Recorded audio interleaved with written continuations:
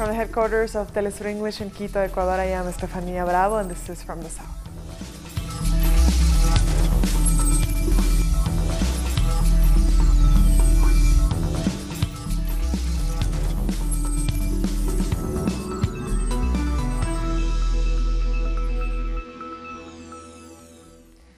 At least 300 people, part of a second migrant caravan heading to the United States, have been arrested in Mexico.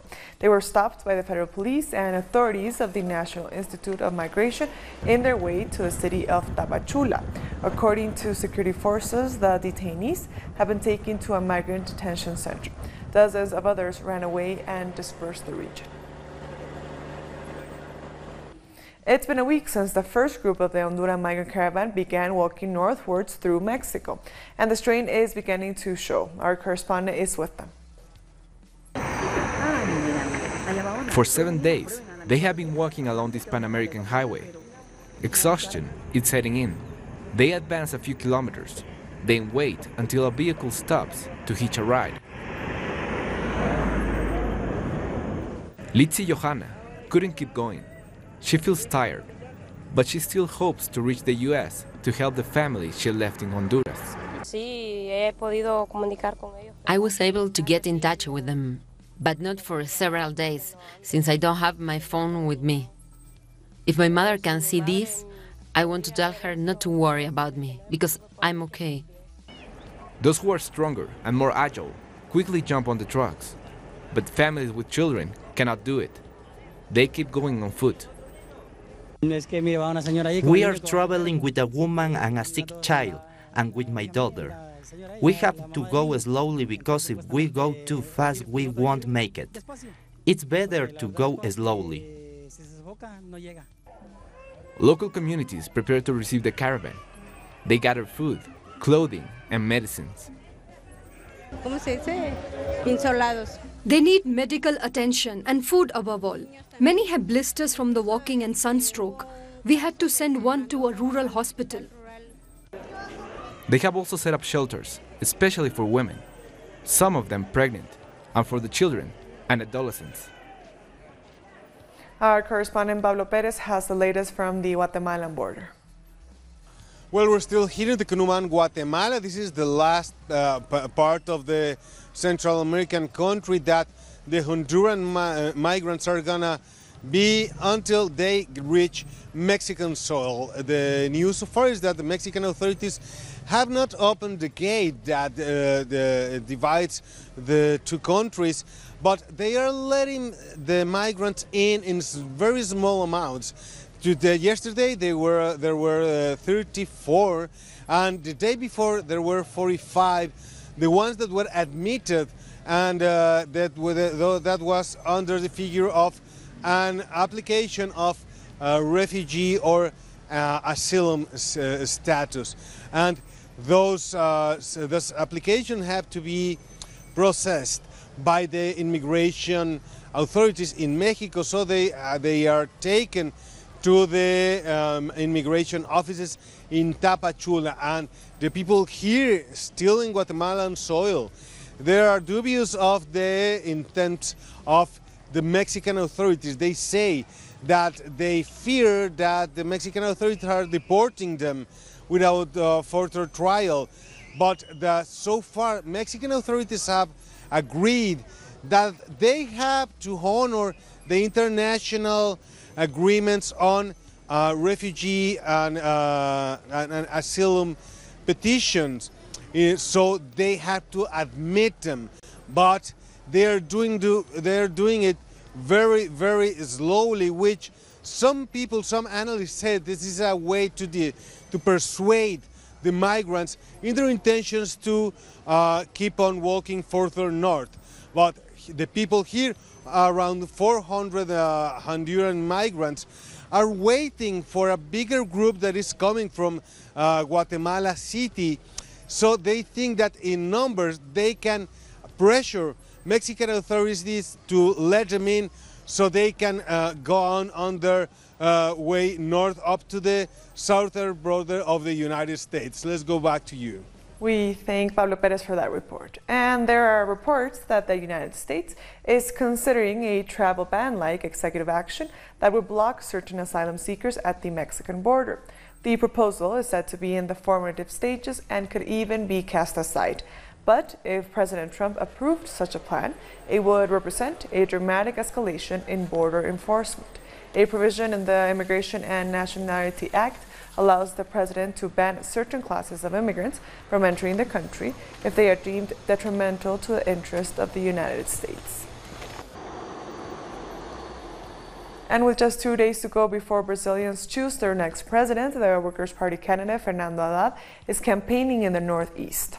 Haddad addressed thousands of supporters in the city of João Pessoa. He told them the tide was turning against the far-right frontrunner, and he criticized the recent police repression against university students who were campaigning against Jair Bolsonaro.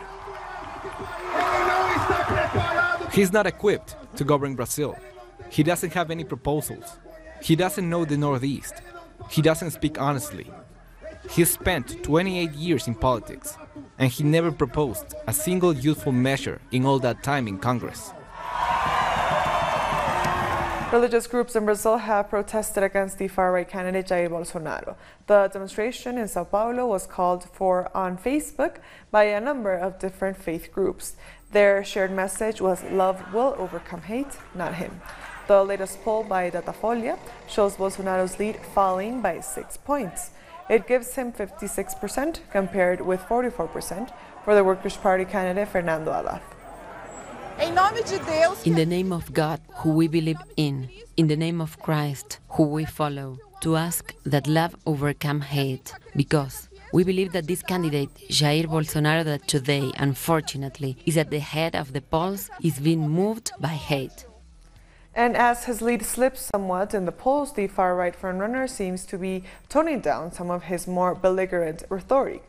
Jair Bolsonaro has denied he would be at war with Venezuela, and he also said Brazil would stay in the Paris Climate Accord if he wins. If you put it on paper that neither the region running from the Andes to the Atlantic, passing through the Amazon rainforest, nor the independence of indigenous land that are at risk, I'll sign. Well, I'll maintain the Paris Accord. And early this morning, we were joined by a historian and political analyst, Vijay Prashad, about Bolsonaro and the rise of fascism during these elections. Bolsonaro, in many ways, is much more closer to being a fascist, for instance, than Trump. He has spoken nostalgically of the years of Brazil's military dictatorship from 1964 to 1985. He's spoken about guns as a better social policy than education or feeding people. This is a man who comes, in a sense, from the sewers of Brazilian politics, and it surprised many people that he became the front runner for the sections of the population, the oligarchy, the middle class, and so on.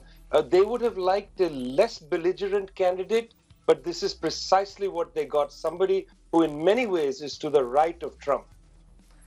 The hearing of Peruvian opposition leader Keiko Fujimori continues. Our correspondent in Lima, Jaime Herrera, has the latest details. The hearing on preventive detention against Keiko Fujimori and others linked to a corruption network continues.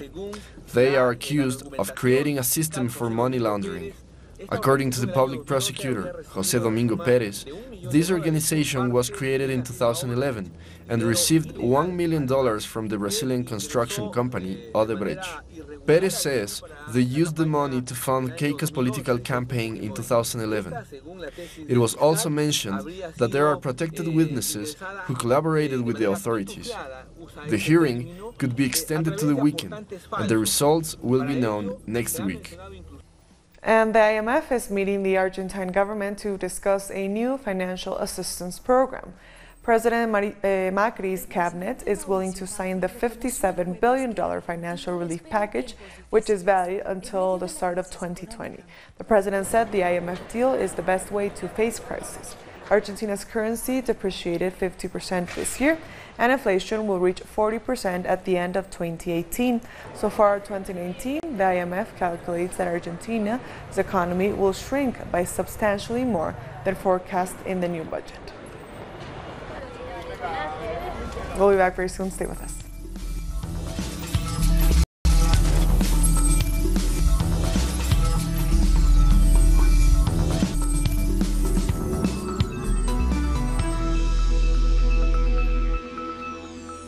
Welcome back. Mexico is voting in a referendum on the new airport for the capital. President-elect Andrés Manuel López Obrador has asked citizens to participate in the consultation that will end on Sunday. AMLO, as he is commonly known, has suggested that construction could be cancelled due to its high cost, but he added the results of the referendum will be respected. The government will respect whatever citizens decide freely and democratically. The government will also respect all existing contracts related to the project. And the Venezuelan government is condemning remarks made by the head of the European Commission about President Nicolás Maduro. During a news conference in Brussels on Wednesday, Commission President Jean-Claude Juncker said Maduro should be taken before an international court. In a statement, Venezuela's foreign ministry described Juncker's remarks as destabilizing, hostile, and nefarious. It adds that any action that seeks to harm the dignity of the Venezuelan people will not be tolerated. Our press conference. Thank you all. Staying in Venezuela has signed a commercial deal with Air Europa to boost tourism. The agreement will be backed by the Petro Venezuela's cryptocurrency. The alliance will include hotel investments and a commercial alliance with Venezuela's largest airline, Conviasa. It also includes cooperation with global tours operators, mainly European, and an administrative investment in some of Venezuela's international airports. The agreement with the European company is part of the South American country's program of recovery, growth, and economic prosperity. Salvadoran President Salvador Sánchez-Cerén has met with his Cuban counterpart Miguel Díaz-Canel in Havana. Sánchez-Cerén is on a 5-day official visit to Cuba. Diplomatic relations between the two Central American nations were restored in 2009 with the arrival of the FMLN, the Farabundo Martí National Liberation Front. Both countries engage in cooperation in areas of health, culture, and the environment. Our correspondent Laura Prada has more details from the visit. Yes, thank you. Indeed, the Salvadorian President Salvador Sánchez-Cerén arrived to Cuba this Tuesday on his second official visit to the island after he first came as president in 2015. Cuba and El Salvador have been developing this relationship since 2009, when was reestablished the bilateral relations when the Farabundo Martí Front got to the power in El Salvador. Salvador Sánchez-Cerén, who is developing this official visit to the island, was officially received by Cuba's President Miguel Díaz-Canel, and in that meeting they reviewed all the bilateral relation, and they said they were satisfied with this development because of the historical friendship between the two countries. In the Sánchez-Cerén first visit to the island in 2015, 12 agreements of cooperation agreements were signed, and now they were reviewed, the ones that haven't been accomplished yet. 7 of those 12 agreements have already been completed, and they reviewed the ones that haven't been finished yet. Also, we must recall that more than 1,300 Salvadorians have graduated in Cuba from medical sciences and the teachers. They have been studying here in Cuba. Actually, in El Salvador, there are 24 members of the Cuban Medical Brigade giving their services. The official visit of the Salvadorian president should be ending this Saturday 27th, and like this will be the last visit the Salvadorian president will be making to Cuba when the presidential elections take place in the beginning of next year in El Salvador. This is all I have for now. I get back to you. Thank you, Laura, for your report. Feminist organizations in Chile have presented an appeal against consensuous objection on abortion proposed by the government. After abortion was allowed in specific cases, the debate is now focused on doctors claiming their right to consensuous objection when women require an abortion. Activists say the government is trying to oppose a law to prevent the procedure. And still in Chile, 3 victims of sexual abuse by members of the Catholic Church have sued Archbishop Francisco Javier Errázuriz for perjury.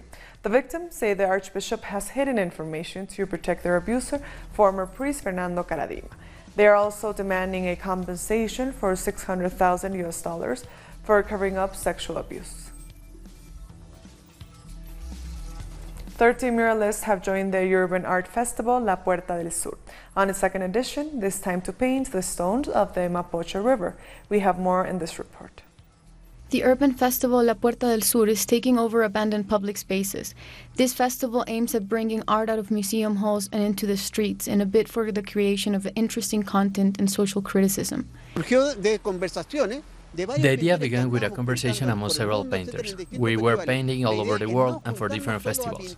The idea with this festival is not only to paint, but to go beyond the paint and create something like what we are creating now. We are changing the visual landscape with the help of several artists that are sharing their art with the city.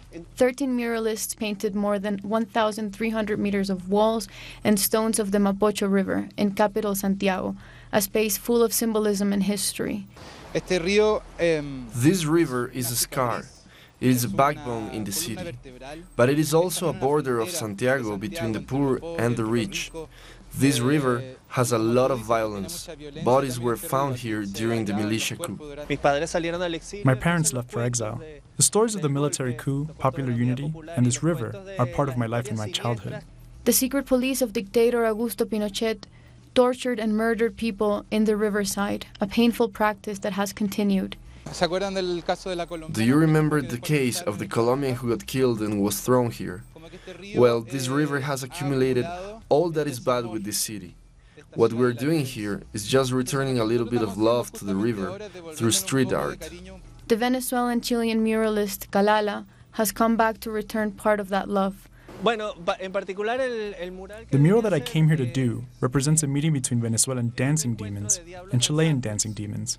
This is my way of explaining the encounter of my roots, of my history, my childhood, and all those stories that I have heard all of my life. But he's not the only one. Peruvian muralist Olfer shows his own story as well. The river has a mystique because they found an Inca mummy here, where the river begins. Above that, the Incas settled here because they reached these parts. But he's not the only one. Peruvian muralist Olfer shows his own story as well. Everyone has united for this Latin American encounter. The Chilean poet Raúl Zurita reflects through his verses that will be engraved on the murals. When everything is finished, these stones will remain. They will survive the waves, the centuries, and the dreams, just how the powerful and the stubborn hearts will last. Stubborn like these artists that on the stones of the river they found a place to paint their best weapon. We'll be back very soon. Stay with us.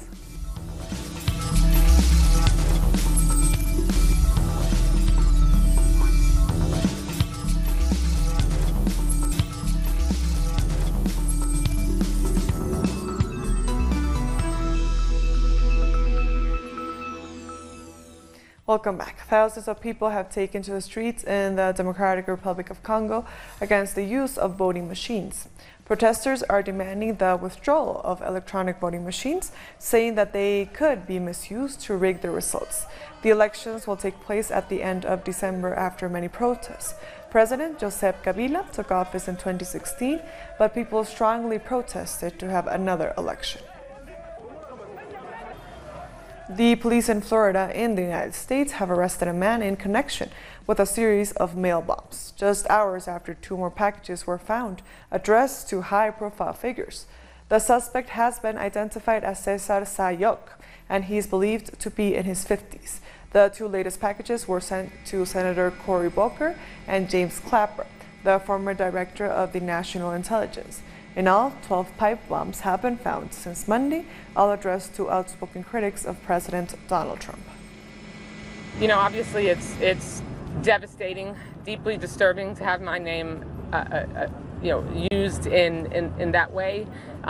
As you know, we received one of the packages in our office, and obviously any of the packages that had bounced back would have come to the return address. So it's disturbing, troubling, sinister, and we are going to make sure, and I have been in very close touch with every level of law enforcement, and they are on top of it, making sure that they throw all the resources of the United States. I've been told by the FBI that this is their highest priority.